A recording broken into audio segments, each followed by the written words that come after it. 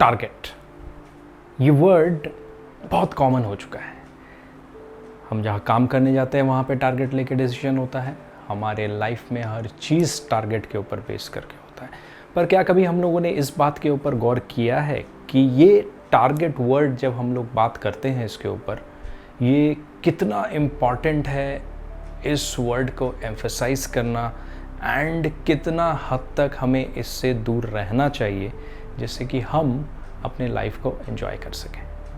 ना हमारे कुछ पास्ट वीडियोस में, मेरे कुछ पास्ट वीडियोस में मैंने टारगेट अचीव करने को लेके एम्फसाइज किया है, बट आज के इस वीडियो में हम ये समझेंगे कि हमें टारगेट के साथ किस तरीके से अपने लाइफ में खुशियाँ भी बरकरार रखनी चाहिए, क्योंकि ऐसा ना हो कि हम टारगेट तो अचीव करें लेकिन हमारी लाइफ में खुशियों की कमी हो जाए। So what is important is कि हम अपने लाइफ में बैलेंस लाएं, हम अपने लाइफ में टारगेट्स को भी अचीव करें, अपने अपॉर्चुनिटीज़ को यूटिलाइज़ करें, एंड हम अपने लाइफ को पूरी तरीके से एंजॉय करें।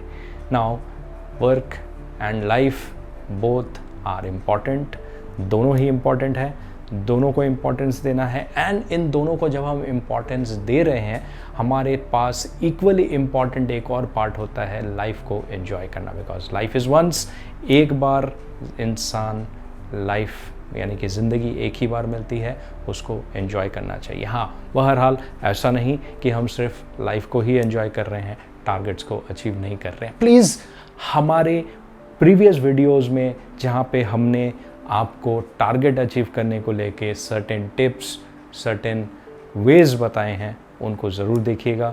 लेकिन आज के इस वीडियो में हम कोशिश करेंगे आपके लाइफ में आप खुशियों को किस तरीके से एंजॉय करें, इसके बारे में कुछ बताने का। लेकिन इसके पहले कि हम लोग इस बात को समझें कि हमारे लाइफ में खुशियों को कैसे एंजॉय करना चाहिए, मैं एक छोटी सी कहानी बताना चाहूँगा। Very popular story, very common story, जो हम सभी ने कभी न कभी सुनी है और हम सभी ने उसके ऊपर कभी न कभी एक बार गौर ज़रूर फरमाया है कि किस तरीके से ये कहानी हमारे लाइफ को इम्पैक्ट करता है। एक ज्ञानी पुरुष एक बार जंगल से पार हो रहे थे। जंगल से पार होते होते अचानक उनको एक शेर दिख जाता है, जो शेर उनके तरफ भाग के आता है। जैसे ही वो शेर उनके तरफ भाग के आता है, वो भी भागने लगते हैं शेर से कि शेर उनको दबोच न ले। भागते भागते वो एक पहाड़ की चोटी की सीमा में पहुंच जाते हैं।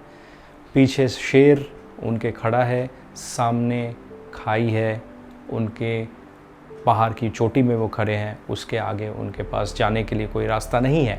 ऐसे समय में उनको और कुछ सूझता नहीं है। वो देखते हैं एक पेड़ का बेल उस पहाड़ की चोटी से लटक रहा होता है, मजबूत बेल, जिसको हम लोग पेड़ का लता कहते हैं, यानी कि वाइन जो क्लाइंबर प्लांट होते हैं उनकी।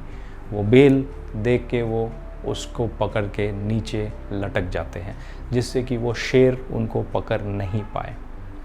लटकने के बाद उन्हें यह एहसास होता है कि खाई के नीचे जो जगह है वहाँ पे भी उनका गिरना एक बहुत ही मुश्किल बात होगा, क्योंकि अगर वो वहाँ पे गिरते हैं तो वहाँ पे उनके जीने के कोई चांसेस नहीं रहेंगे। वो उनका जीना वहाँ पे भी मुश्किल हो जाएगा, क्योंकि गिरने के बाद उनकी जान चली जाएगी।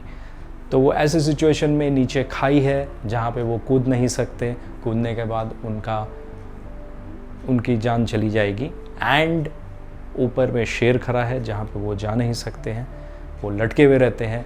अचानक से उनको दिखता है कि वो बेल, मजबूत बेल जिसके भरोसे वो लटक रहे हैं, उसको एक चूहा कुतरने लगता है। अभी सिचुएशन ऐसी है कि ऊपर शेर खड़ा है, वहाँ जा नहीं सकते।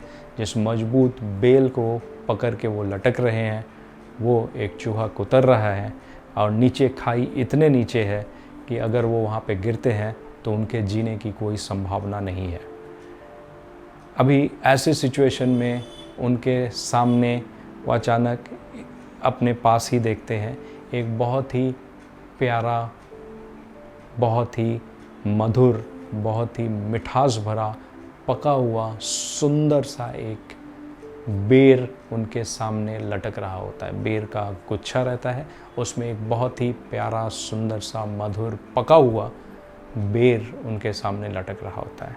वो धीरे से उस बेर को उठा लेते हैं और अपने मुंह में डाल के उसके स्वाद को, उसके टेस्ट को, उसको एंजॉय करते हैं वो। नाउ आप सभी सोच रहे होंगे कि ये कहानी मैंने आप लोगों को क्यों बताया। आप लोग गौर कीजिएगा, इस कहानी में मैंने शुरू में ही बताया, एक ज्ञानी पुरुष यानी कि एक नॉलेजेबल इंसान जंगल से पार हो रहे थे, एंड वही नॉलेजेबल इंसान जब उस बेल को पकड़ के लटक रहे थे तो उनको एक बहुत ही मधुर, बहुत ही पका हुआ, सुंदर तरीके से मिठास भरा बेर उनको दिखाई देता है, जो जब उन्हें पता है कि उनका फ्यूचर क्या है उनको नहीं पता। वो जानते हैं कि there is no fixed future. ऐसे सिचुएशन में वो उसको मुंह में डाल के एंजॉय करते हैं। ये कहानी एक छोटी सी कहानी है जिसमें हमें ये समझ में आता है कि चैलेंजेस लाइफ में लगे रहेंगे, हमारे सामने मल्टीपल चैलेंजेस रहेंगे through out the life, but हमें छोटे छोटे अपॉर्चुनिटीज़ को मिस नहीं करना चाहिए। हमें छोटे छोटे मोमेंट्स को एंजॉय करना चाहिए, क्योंकि इट इज़ वेरी इम्पॉर्टेंट कि अगर हम उन मोमेंट्स को एंजॉय नहीं करें तो हम अपने लाइफ में कुछ मिस कर रहे हैं। मैंने गौर फरमाया इस बात पे कि सिर्फ टारगेट अचीव करना इम्पॉर्टेंट नहीं है, हमारे लिए इम्पॉर्टेंट है लाइफ को एंजॉय करना भी। Because in order to avoid monotony life में आने लगेगी। हमें एंजॉय करना है लाइफ को, हमें समझना है कि there should be a balance in target and enjoyment in life. क्योंकि अगर सिर्फ टारगेट ही अचीव करते रहेंगे हम रोबोट्स बन जाएंगे, हम मशीन्स बन जाएंगे, हमारे पास ऑल्टरनेट कोई ऑप्शन नहीं रहेगा। अगर तो एक समय ऐसा आएगा जब हम ये सोच बैठेंगे कि अब और टारगेट अचीव करने में क्या फ़ायदा हमारा। सो इट इज़ वेरी इंपॉर्टेंट कि हम समझें, हम अंडरस्टैंड करें कि दोनों में बैलेंस रहना चाहिए। And while I go ahead and say कि दोनों में बैलेंस रहना चाहिए, it is very particular, it is very important कि live the moment. Present time is the most important time, ऐसा हम सभी जानते हैं, and living in the moment is very much more important.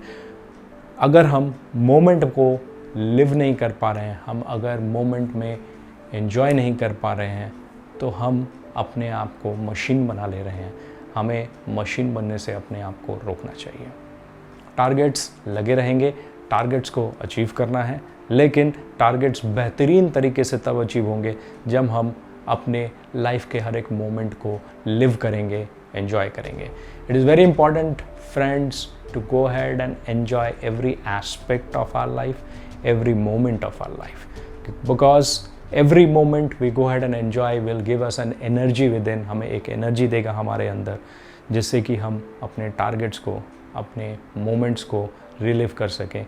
while we go ahead and relive every moment, हम और बेहतरीन तरीके से अपने टारगेट्स को अचीव कर पाएंगे।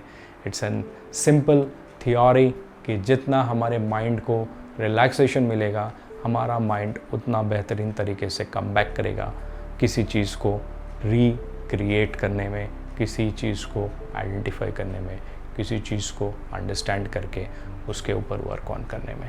सो it is very important for us to go ahead and enjoy every moment in our life, every single aspect in our life. To not go ahead and forget to lose any of the opportunity जो आपके सामने है। May be that could be a possible happiest moment in our life, could be a possible memory in our life जो हम loose कर रहे हैं just for no good reason कि हमें एक टारगेट अचीव करना है। टारगेट्स अपनी जगह पे, enjoyments अपनी जगह पे। Please keep both of them balanced. Thank you so much friends, thank you so much for watching this video. आपके लिए इम्पॉर्टेंट ये है कि आप समझें कि क्यों लाइफ में बैलेंस ज़रूरी है। And thank you so much for watching this video out here, इस मोमेंट को एंजॉय करने के लिए। Please go ahead and enjoy every moment. ये वीडियो आपके सामने इसलिए लाया गया है क्योंकि target is not actually the target. Target is enjoying our life, living every moment. And इसके बाद जो आता है वो होता है सेकेंडरी, जो है टारगेट्स को अचीव करना। आप में से किसी को भी अगर वीडियो पसंद आया, प्लीज़ कमेंट में, कमेंट बॉक्स में कमेंट डालिएगा। आप में से किसी को अगर ये वीडियो पसंद आया, इसको शेयर कीजिएगा, लाइक कीजिएगा, हमारे चैनल को सब्सक्राइब कीजिएगा। हम अपनी तरफ से पूरी मेहनत करते हैं वीडियोस को बनाने में, आप तक लाने में, जिससे कि आप इन वीडियोस को एंजॉय करें, आप इन वीडियोस से कुछ सीखें, कुछ टेक बैक रहे आपका, और आप अपने लाइफ को अपग्रेड कर सकें, आप अपने लाइफ में एक्सेल कर सकें। Thank you so much friends, thank you so much for watching this video, and please do not go and forget to like, subscribe, share. आपका हर एक लाइक, सब्सक्राइब, शेयर हमें इनकरेज करता है ऐसे वीडियोस और बनाने में, हमारी पूरी टीम को इनकरेज करता है ऐसे वीडियोस और बनाने में। Please do not go and forget to like, subscribe, share. Thank you so much, have a great day.